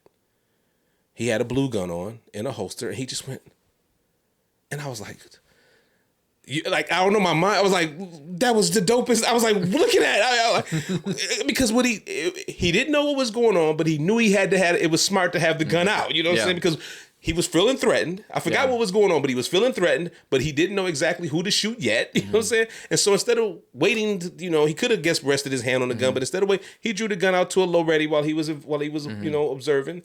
And for some reason, I saw that and I was like, that's a missing piece. Well, it's nuanced. Yes. Yes, exactly. It's not the simplistic, beep, shoot. Which is what parking lot pistol was all about. Yes. And it was that came out of a conversation me and Ryan had. Ryan said, I love bill drills. He said, but this thing where we draw, point the gun at a target and just hose it, we got to do something other than that. We got to bill drills have a place. Yes. Drawing and hosing the target, with 4 or 5 or 6 shots has a place. The problem is we're not training and teaching the other stuff in those situations where you shouldn't do that. You know what I'm saying? Well, there's a reason it's called a drill. Right. And because it's just that. It's just like in wrestling when you shoot and you just practice shooting over and over again. Right. You're practicing a drill. Right. Now the full picture is, okay, you had to think when to shoot into that. I should pick a different sport with not the word shoot in it. No, but you got to point it so the gun don't shoot. But 100%. And something I give Brian Hill credit for. One day I heard him talking. He said, "Good decision making is more important than good marksmanship." Which kicked me back to Paul Gomez's. After we get the fundamentals down, we have to make people who think with a gun in their hand. And so, where does that begin? And that's our parking lot pistol is our attempt to get people. We have a tendency to just shoot faster, which is great. The question becomes, okay, now what if we can't? Because we're not shooting. I'm a big fan of Daryl Bokey and Wayne Dobbs' whole shoot at assessment speed. Because in the real world, it takes a third of a second for us to read what's going on downrange. See, in a range, we have a berm or a bullet trap, and we know where the bullet's going, and we just got closed loop programs. In Walmart parking lot, things are evolving. There's information coming in. Getting back to that, people don't know when it's over. You know what I'm saying? If there's information coming in, and you have to react to that. Right. Which brought me to a quote. And they say, I hang around with smart people with Lee Weems when he was like, you're shooting into the past. That's good. I like that a lot. Consider that you are shooting into the past, which means that things are evolving. And what might have been okay then might not be okay now. Or it still might be okay, but the landscape's changed. It's not there anymore. You know what I'm saying? Something else is there. There's something between you and it. Yeah. There's something beyond it. There's something around it that even if you still do it, you still have to take that into consideration. Yeah, because if you decided already that I'm going to drop 5 rounds into this person, your brain's already processed that, and so you're going to just do it. And they could have already moved, and now those last 2 rounds went behind. It didn't even hit him. My buddy Brad Frederick from Surviving the Street podcast, he did a video on his YouTube channel about this where he had targets. He was shooting them with sim rounds, and they would drop at certain points, and so he would just shoot till they drop, and then he would show how even you would think it's falling slow, but it's really not. And there would be like one round that would would start to almost stitch up, and then one would go over the head or something like that. So it's very important. What was it? Masai, he talks about this in his book where people get shot in the back during defensive shootings, and how he would help explain how that works with reaction time and how quickly someone can turn and stuff. And going back to the thinking and shooting part, I think that's so true because that is part of mindset, right? It's not just being able to switch it on and activate your ability to kill or fight, defend, or whatever, or stop the threat. Right. But I think it's also the decision making and not just blindly going through the motions. And I'm reading Dustin Solomon's book, Building Shooters, right now. Yeah. Great and book. I love how he talks about, one of the first portions of the book, he talks about how in the competitive shooting industry, or even, just the idea of getting faster and faster and faster and faster. It's you can put a lot of energy into that and getting really, really fast, but it's going to take a lot of time, a lot of energy and resources. And you only have so many hours in a day. So if you're only putting all your energy into going fast, well, now you're sacrificing putting energy into thinking. Right.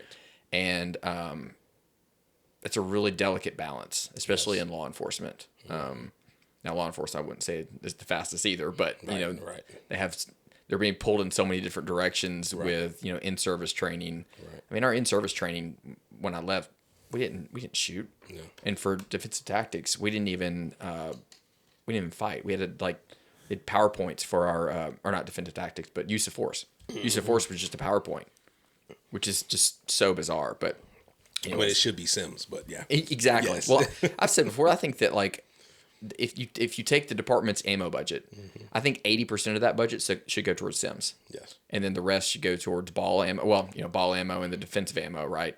But once you get people shooting, right, getting rounds on paper, bare minimum, right, 80% qual, whatever you need. At that point, okay, now we're going to use Sims and shoot people. Yes. Half of you go down range with Sim gear on, half of you up range with your Sim guns. Just shoot a standing target, where we've now transitioned from a paper target to an actual 3-dimensional target. Turn sideways, shoot them. Turn around, shoot them. And get used to those shooting in 3 dimensions. Kind of like what, I'm drawing a blank on his name. On Killing. Grossman. Yeah, Grossman. Kind of what he says about, and I think it was Vietnam, where they started using the humanoid targets, and they noticed the hit factors going up from like the bullseye targets. It's kind of like the next evolution of that. It's like, okay, we got used to shooting these humanoid targets. Now we're going to shoot each other, and now shoot the person coming towards you, a knife in their hand. Right. Now they're jogging towards you. Now they're running towards you, and like just kind of slowly build. But what I've noticed is we just shoot at cardboard, and that's all we do. And then maybe every so often we'll do force on force. And then the force on force we do is an entire day dedicated to it. And you might get one scenario in. Yep. And it's just a logistical nightmare. Me, Howard Marbury, Jeff Boren, and those are the guys. And John Hearn talks about this stuff, and Holshin talks about this stuff a lot. We shoot in a 2D world, and then when you get into a 3D world, there's that stimulus, as you were saying. And it's funny, I have a PowerPoint presentation. It's funny you say that in fighting combative pistol, where I try to at least expose people to the concept. You know what I'm saying? Because before we can even train it, we got exposure to it. I took Carl Wren's Force on Force instructor last year, and before I took it, I was of the impression that Force on Force was something for advanced students. He completely disabused me of that. I want to hear more about that. I am of the belief now that there is no true analog closer to Force on Force. Good, well scripted Force on Force. Well scripted and well deployed or acted Force on Force. Because the only thing worse than no Force on Force to me is bad Force on Force. Because bad Force on Force can give negative, heuristics, or people give them bad habits, scare them. One of the things Ed Monks talks about is, of course cops aren't going into buildings where there's active shooters. Every Force on Force, every active shooter training they did, they went in, some guy jumped come from under a pile of bodies, or jumped out of a locker and shot him. And that's never happened in an active shooter event. You know what I'm saying? Let's make the active shooter event as realistic as we can. If you haven't taken it, you should. Ed Monk's class, he actually invited me to take it years ago. He comped me, and I went simply because I liked Ed, and Ed was comping me. I didn't see myself, having anything to do with that. I enjoyed that class so much and got so much out of it. I came back the next year with friends. Literally, it was that good. Wow. Ed Monk is doing something very different with that, and it leads into that whole Force on Force thing. Where's he teaching it? Arkansas, this place right outside Little Rock. Jeff Boren is working on some of that stuff. He's fortunate enough down out in his county where he works that the county is actually arming school administrators, and so his job is to train them. And so what I'm going down this weekend to do is he's doing reality-based stuff and Force on Force stuff, and we're trying to develop. There was a place in Indiana called Mindset Labs, and all these guys did was Force on Force, and then it closed. And I'm hoping that we can do something similar, because I think that more people learn. Tom, I'll give you a quick story. Tom, Craig Douglas, and William April used to do something called Establishing a Dominance Paradigm at Royal Range, and they did it once a year. and the ticket was like $900, man. People would show, but it was phenomenal. Tom on guns, Craig doing evos, which is what he does, and he's a master at it, and William April getting in your head. You know what I'm saying? Who are you? With a gun on. Who are you in these situations? And they set up, these wonderful evos. I mean, I remember being in the, Royal Range. They pulled a car on the Royal Range. They can do that, which is cool about Royal Range. They pulled a car in there, and Craig worked like 20 minutes on a half hour on the lighting, just to get the lighting and the shadows right. That dude is a monster, right? So we're robbing people, and I mean, and the biggest deal is not just making it a hose fest. It can't just be paintball, right?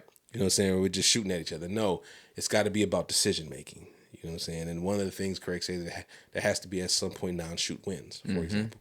But imagine if you took police officers you was describing, and I learned so much doing that I really began to believe that this is what we're missing. Is that the story was one of my students took the class, a guy named Cameron Martin, a good friend of mine, and after the class he said, "I wish I'd have taken something like this earlier because it would have made me have different decisions on what I took as I went into my shooting career. I would have took classes that prepared me better for this. Yeah. The decision making, and I thought that was brilliant. And so now I'm a believer that right after a permit or an academy, like you're saying, once you can operate the gun enough to get it out between you and somebody else and, just hit a man-sized target, that kind of thing, now we should start getting you into the good decision making. Yeah. And there's nothing like the opposing will, and there's nothing like, good actors, who know what they're doing, and people moving around like people and making decisions like people, and you reacting to that. I think that is the way to go. I think that's another way. So there's let's make myself let's get my technical skills as to the peak they can be, to whatever the highest peak I can. What do I do about getting my decision-making skills to that level too? And the only way I think to do that is the best way, not the only way, the best way to do that is good, well-scripted, well-done force on force. And so I'm hoping that, and what I learned with Carl, man, Carl can do a Evo in here. And he was putting stuff together, and it was crazy watching him work. He was like he would tell everybody something different, and then just be a person, just be a human being, you know what I'm saying? So on one of the Evos, Miko's Beach, right? Miko's Beach is out of he's a good friend of mine in the training industry. Oh no, yeah, Memphis okay. Beach, Memphis Beach. Yeah, Go by Memphis Beach. Yeah. Phenomenal shooter, good, and one of the best Marine, one of the best guys you ever meet. And he just told we were brothers and we ran a store, and people were coming out the store, and I'm just running the cash register, and then some guy walks in, pulls a gun out on Miko's, and and then I don't remember drawing the gun. All I remember is lining up my sights. He had the mask on, the paintball mask, and there was mesh on the back, and then there's that line of thick plastic to hold, between the mesh. And I remember saying to myself, I'm gonna line up the sights on that so I don't hurt him, And then I don't remember firing. I remember hearing it though, hit him, and I remember hearing people go ooh, right? He called the Evo. All he told was that, turns out this guy, his job was, Mikos was screwing his wife, and he was going to go in there and settle the score, and watching people move around in that and find out what they thought and how they figured things out and what they saw, fascinating. And the only person I know who could really pull that stuff out like anybody was William April. You had watched him asking people questions after Evos, like, why'd you do this? You did this. You hesitated, and then you did this. Why'd you do that? Flushing that kind of stuff out in people's heads so that you kind of know who you are with the gun in your hand. A lot of us don't know. And I think the only way to find that out would be the best way to me to simulate what goes on in real life is Sims. With good stuff. We're in the process of trying to, for example, I'm going to Tactical Response to take their fight. One thing they've done it a lot. And so I know that there's going to be some stuff there that's going to be, some really good information. They probably hashed out things along the way. If you do it that much, you figure out stuff. And I'm thinking if I can get a group of guys who like maybe once a month, one thing that they used to do, they don't do anymore, which is phenomenal, was the NTIs, National Tactical Invitational, which John Holshin won like 2 or 3 times, you know, saying he's a freaking monster.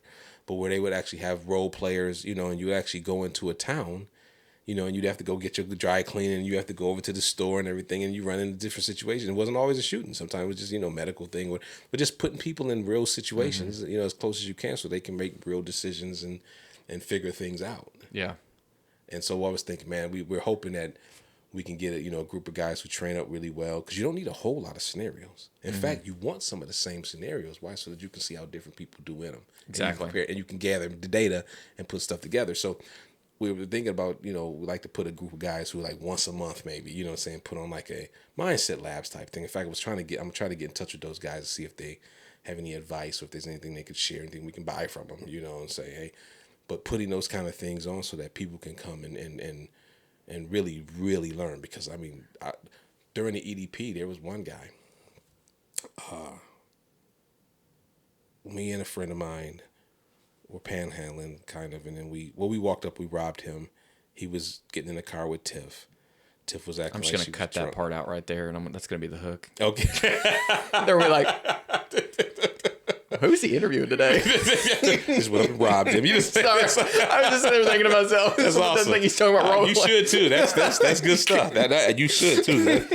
And Go ahead. you know, so the cool thing was Craig would have me do stuff like just walk through with a hoodie, through the Evo with a hoodie on. Yeah. Just random, and it was literally the what do you call it? The RBG. What it is? The random black guy who just walks through, and you would see people go, you know, start reaching, you know, he's just walking by. Yeah. Freak him out, literally, you know, because I just walk by, look at him mean, and keep walking, Yeah. and they would just, and so one guy, he had 2 quick stories. One guy, he's bringing, the thing was, you and Tiff went out. She's a coworker. Y'all just went out. She got a little tipsy. You put in her car. You're gonna take her home, drop her off, and we rob you.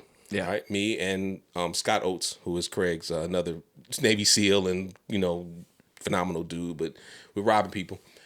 And I come on one side, passengers. I come on the driver's side. He gets on the passenger side at some point. So anyway, one guy was going to go for his gun, and I cussed at him. I yelled and cussed at him, and he freaking froze. He just stood there. We got in the car, started up, and, you know, played like we drove off with Tiff. And he stood there, completely froze.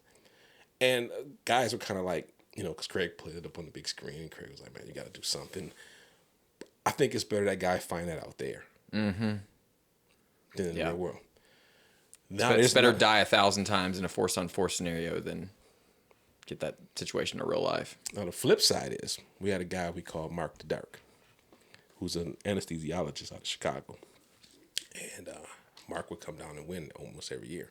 Well, he's used to putting people out. Well, the deal is He's an he anesthesiologist. talk to us about it. But if you meet him, he comes off really nervous and really, really nice guy. Kind of jittery, you know, and I mean, a really nice guy. But in every Evo, he would murder people. He would murder like me. I got him out of the car. I sat in the car, just started. I forgot about him. And next thing I know, I feel a simmer hit me, pop, right inside the head. So I'm like, oh shit, I'm dead. So I laced to go dead. And then I'm listening to him in the back shooting poor Scott with like 1,000 Sims. Like, bat, you know, Sims hurt, right? Bat, right? Scott like, you know, so that's it. Evo, called the Evo, okay. They showed the video, man. I got him out the car. He didn't give me any beef. He just faded back. And then he came up, bap, shot me. You know, they jammed, fixed it. Calm as can be. And then after he's done, then he starts shaking. And Waymaker was like, I bet if you gave him an AKG while he was killing us. Pro-social violence, baby. You know what I'm Resting heart rate. Pro-social violence, man. You know what I'm saying? And sometimes it's good to have good serial killers. You know what I'm saying? Yeah. So we need bad guys on the good side too. You know what I'm saying? Oh, I say bad guys. We need guys with those type of capabilities on the good side too. And I try to text him sometimes. I gotta find Mark, man, because he was bad dude. And I hope he doesn't look the part, which is typical sometimes. You know, he doesn't look the part. But I'm a big believer that's the hole in where we at, is that we need to get people doing more and better force on force. Yeah. Well, it's sparring. right? If you're, Yes. martial arts, Yes. all we're doing at this point, or for the most part, all we're doing is punching bags, punching speed bags. Right. And that's a good skill, Right. right? You can do some good drills, build skills from that, but that's not what's going to happen if you get in an actual, fist fight, knife fight, gunfight. And so those force on force skills, I think, are just massively lacking. I completely agree. Yeah. Something I've wondered in law enforcement is like, so whenever we did do that training, you'd have like your blue gun training, right? And you'd have like your force on force training, and inevitably people's behavior was always different because blue guns don't hurt. Right. There's no consequence. Right. But everyone knew what the consequence was with sim rounds. And so, what I've always wanted to do is have, and I was thinking about this in a law enforcement context, and like a traffic stop. You pick like, 20 officers and just have them, half of them would do blue gun, half of them would do sim round, or actually, half of them do blue gun. I don't know how you divide it up, but like, I'd like to see the difference of how people behave in a blue gun situation versus how they behave in a sim. And if there's a way to shrink that gap, right? If there's a way to have them be more vigilant with, if it's notional, and then not the hyper vigilance that you don't even have on duty when we have you put on sim gear. Right. And I don't know if like some building in some sort of like complacency where it's like you have them do like, 10 scenarios and nothing happens, and all of a sudden that 11th scenario something happens. Yes. I don't know how you do that, but have you noticed that? And like, have you thought about that and like how to maybe mold it to where people will treat it more realistic and not like go, it just seems like they go over the top sometimes with the sim, and that's not what you want either. Right.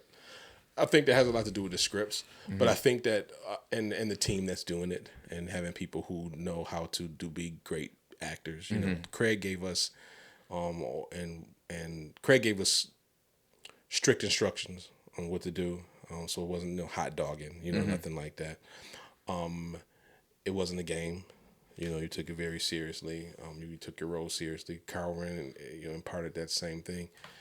I agree with you though. You just made me think about something when you said, there should be 10. The problem is kind of like with with Dustin's book, is that I think that's brilliant. I just don't know if it's logistics. The logistics of doing it right. Yeah, it makes it hard to do. We already don't have enough time for training in law Basically, enforcement. right. Now we're going to do it. It's not going to happen, because nobody even wants to do that kind of stuff. And I mean, we would love to. Make me a billionaire and you don't have to worry about it. You know what I'm saying? Oh, don't worry about it. We got it. We'll fund it. No problem. But that's not going to happen. So, Right. If I could do that for police officers, that's exactly what I would do. I would do 10 that nothing happened, because you and I know on patrol, that's what happens. Yeah. The calls that went crazy with me weren't the ones that I thought.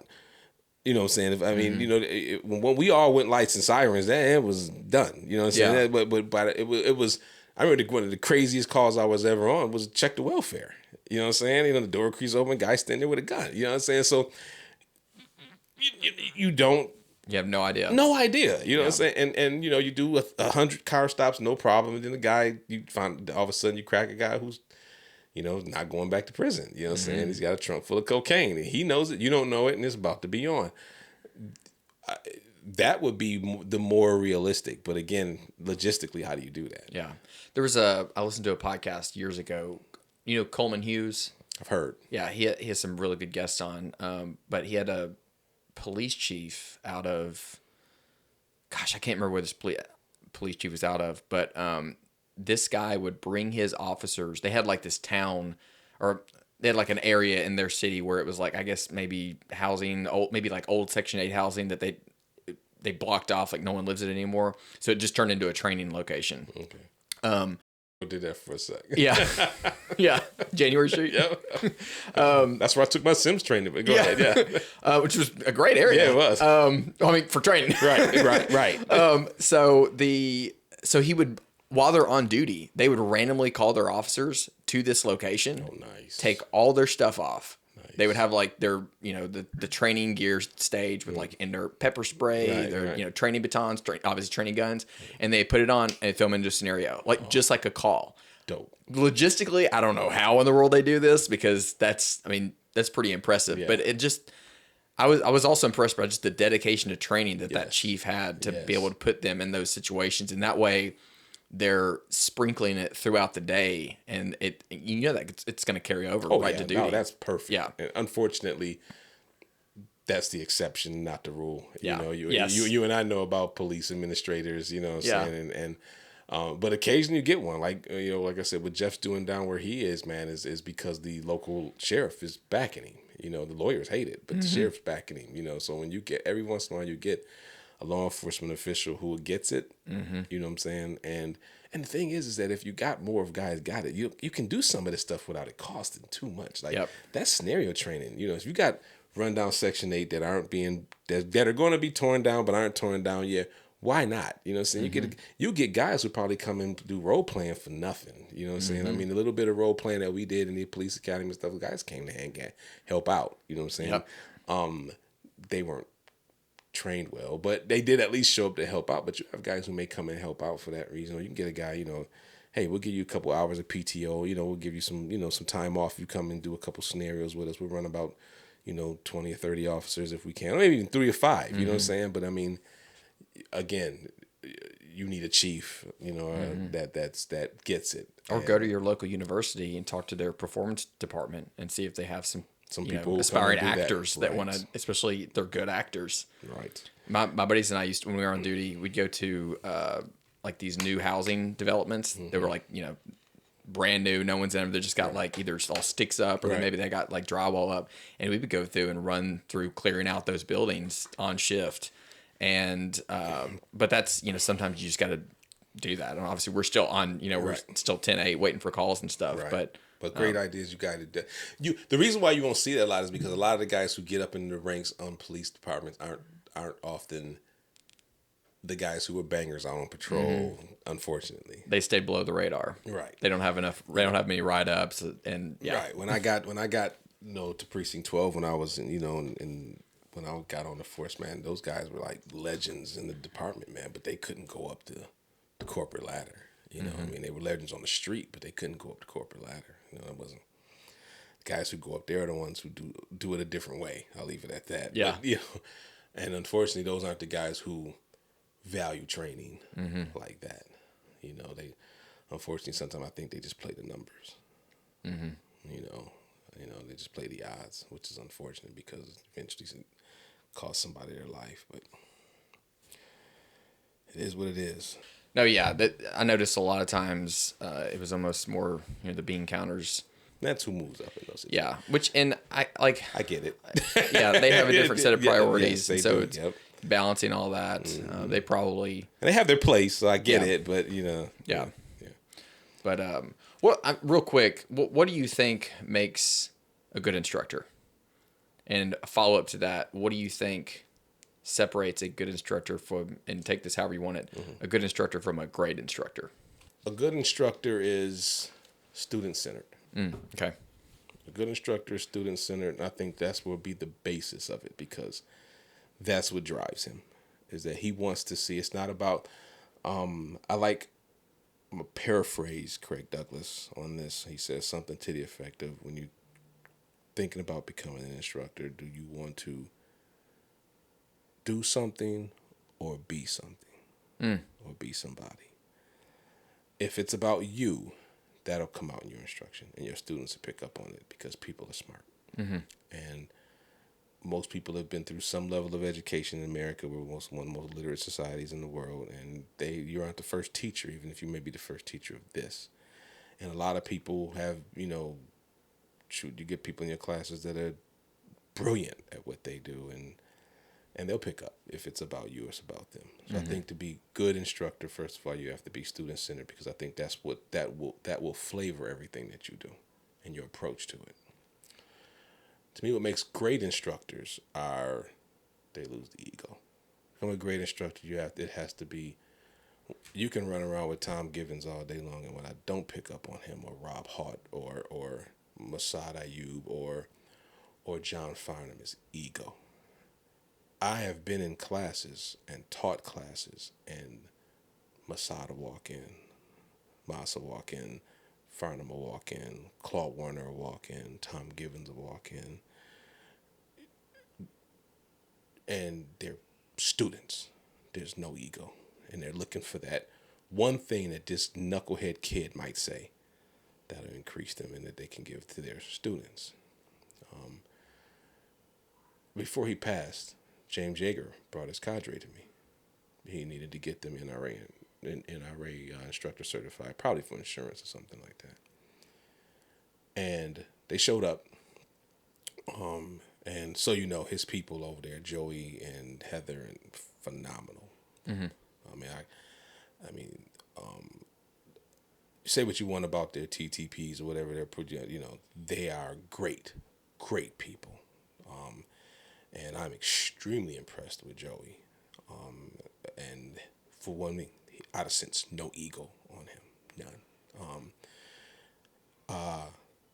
And the staff, and the cool thing is it flows from there, because I don't pick that up off of his staff members either, which several of them have come to classes and we've gone to their classes, and I'm very happy with what I see there now.